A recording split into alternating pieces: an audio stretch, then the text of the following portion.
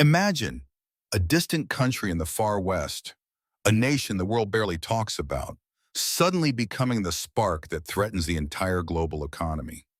Imagine a single word from Washington, making gold surge, oil tremble, and markets fall into collective fear.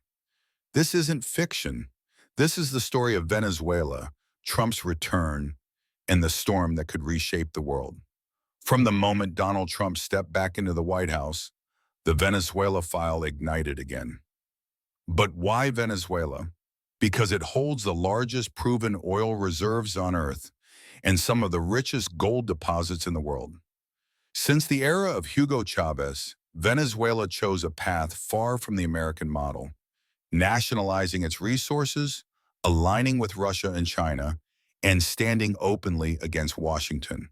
With Trump's comeback, the message became clear. Venezuela is under the microscope, and the U.S. will not let it slip out of its sphere of influence. And even though the tension is still political, the markets didn't wait.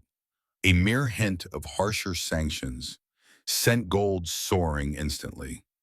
Because gold is the world's refuge, the shelter investors run to at the first scent of conflict or economic shock.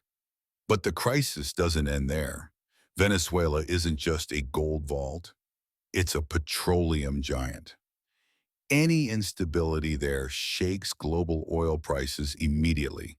And rising oil means inflation. And inflation means economic turmoil for everyone on this planet. This is how the cycle of fear begins. Political tension, higher oil, global inflation, flight to gold. Gold skyrockets again.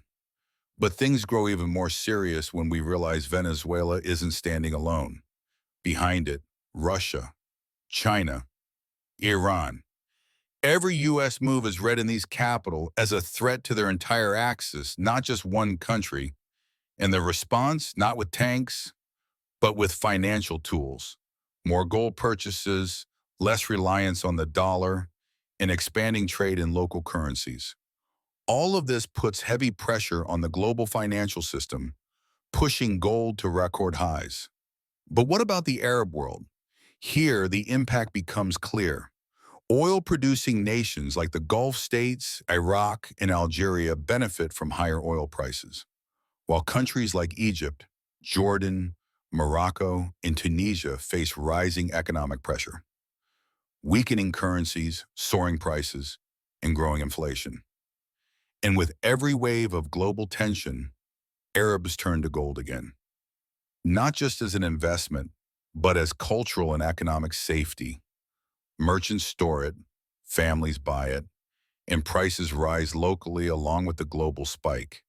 In the end, the world finds itself in a complex scene. Statements from Washington, reactions from Caracas, concern in Moscow, tension in Beijing, uncertainty across Arab capitals. And in the middle of it all stands gold, the first witness to the crisis, the first beneficiary of fear, and the clearest signal that a storm is approaching. And the question remains, where is the world heading?